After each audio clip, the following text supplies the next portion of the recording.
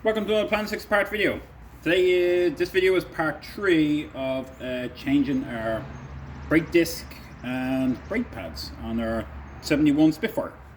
So, if you haven't seen video 1 and 2, suggest you can go watch it. This shows you how to take this off if you're changing your disc, and then part 2 shows you how to basically clean and repack your bearings on your front hub, or if you're putting new bearings in, how to pack them and put it back together. This one's just part 3, which is basically the finalization of it, and it's basically just changing the pads on your caliber. So, changing the pads is pretty much very simple and straightforward, not hard at all. So, I'd already started this, and then I had a visitor who came in for some bits and pieces, so I ended up having to stop the video. So, how do we do it? Basically, you have your, I'll zoom in here, we have our pads. I'm trying to do it, you can see. Our pads, we have pins going across, and we have these split pins that are going in here. So you want to pull these out. Now, you won't come out that easy if you do them, because I've had to pop them out. They're just like a shear clip sort of style, if you can see it. And they're on the inside between the pad and the actual caliber. When you take them out, we're going to push out the pins. So these will pop out. I'm telling you, you won't come out that easy when you do them. I've already had these out. So once these are out, the pad should pull out. They'll come out. So it has our old pads. Now, yeah, always great time with the trains here. I'm sure he hasn't finished building the horn. Yeah, I know it. Probably one more time. Oh, how did I know that? Anyway, the pads themselves come with these metal brackets. They're referred to as squealer pads. I'm trying to look at my own camera to see because I zoomed in. I can't see because of reflection. And basically, the whole idea is that when it moves, the friction that stops them from squealing. That's really it. To be honest, I don't like them. I don't like using them. I find they don't do anything, so I don't use them. What I do is I will take some copper grease and I grease the back of the pads. I find it works just as good. As you can see here, I just pasted it. It works just as good, and you don't have that. It's basically, it will fit in a lot better than trying to squeeze the metal, because it's that few thousandths of an inch difference that makes it. Now, once you have it out, you want to reset the pistons. Easiest way to do that is to get like a channel lock, some of that, hold it to the edge, squeeze it, and push it in. I've already done these, unfortunately. Like I said, somebody came in for the video. But there's another way of doing it. Sometimes you may end up hitting the disc. So what I do is, on the back of it, when you unbolt it, like I seen on part 1, take off one bolt, and on the bottom bolt, or the top, either or, it's better to do it the other way, loosen it. And what will allow it is the caliber will simply fall back, and it will hang out but not fall off. That way it's like holding it with one hand, and that will leave you a lot more room to squeeze in the piston. It's always be careful not to squeeze or pinch the dust cap here, the rubber, because then this will allow both fluid out and dust in to the piston, and then hence your brakes won't work as well. So now we're going to put our new pads in. Again, straightforward. Once you push them out all the way, pads are going to go in. Again, if you've done copper grease, try not to let them go on the pad. Usually the first one goes in quite easy. When you go to push the second one in, you'll find sometimes you get a bit of resistance, because at that point now it's all being condensed together. And like I said, not having that squealer in there makes a huge difference, just to give you that little bit extra room. So you may have to tap it just with a hammer, just to get it to sit in, but not too hard. If you have to bang it hard, something's wrong. You obviously haven't opened up the pistons all the way. Now I'm going to go back. I'm going to use some new pins. If you were using the old ones, which as you can see are pretty rusty and worn, you'd grind them and then put a small bit of bearing grease on them, just to allow them to slide in again, no problem.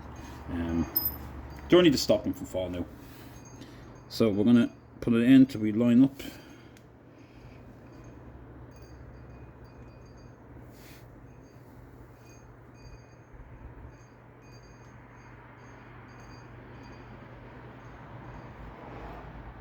That's it.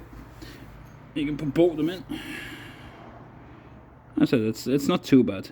Now, one thing to do, and I will admit this, is that earlier on I was doing this. I was putting the pin in and I was putting it this direction. And for love nor money, I couldn't get the little hole to line up in between the gap. And I'm like, it won't fit. I said, you know what, I must be the wrong pin. So I took the original pin, and it's still lined up like hell on earth. I took it apart, but yet it won't go in. Then I made the mistake. Most times on most brakes I've ever done, the pin is usually on the outside and works its way to the inside. In this case, it's from the inside and works its way out because the caliper is thinner here, and that leaves you the bigger gap for the shear pin or the clip to go in. So just be mindful it goes in from the inside to out, which had me baffled for a while because I said I'm used to cars being the other way around. Obviously I need to get my head in the way here because I can't get the pin in all the way without seeing it. Oh, hang on, it is in.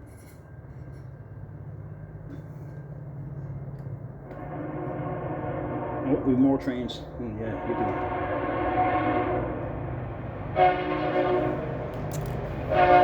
So, as soon as this train decides to want to go by, the pin is in, but it has a little bit of resistance. So I'm going to use the old pin just to lie it against it, just to tap a home of it, just to make sure it's in all the way.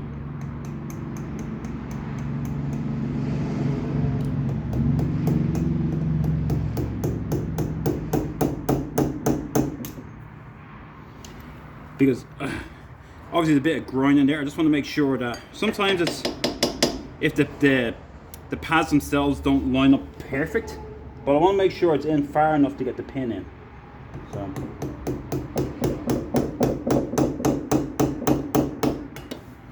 alright. The last thing to do then is to put our new clips back in.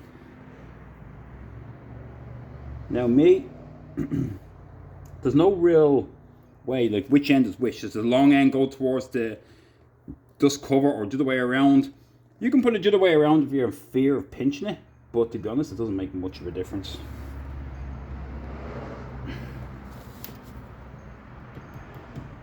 Uh-oh. Fell off me. These pins are not always the easiest to get on.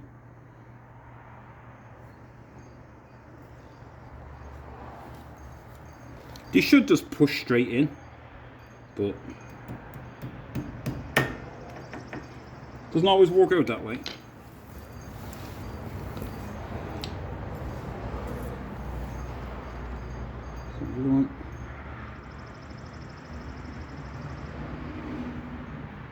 I'm just using this to hold it in position, so I can just give it a little tap to make sure it's in.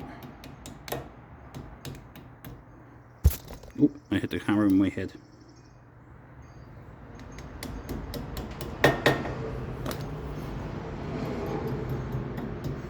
Alright. Now obviously you want to inspect it. Now I have to stick my head in the way to make sure it's actually it's in. Make sure the clip is in all the way.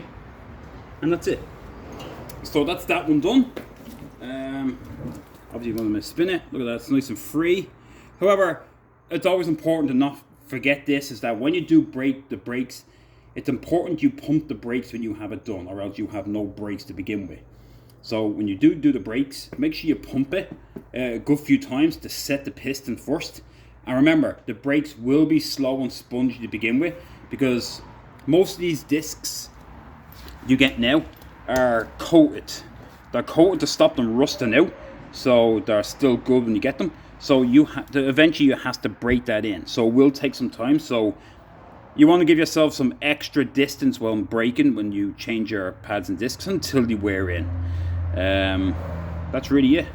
So that's that done. I'm going to continue on now and go to the far side. Like I said, it's now while I'm here, I'm going to basically probably get the grease nipple here and grease up the top ball joint just to make sure while I'm on this side.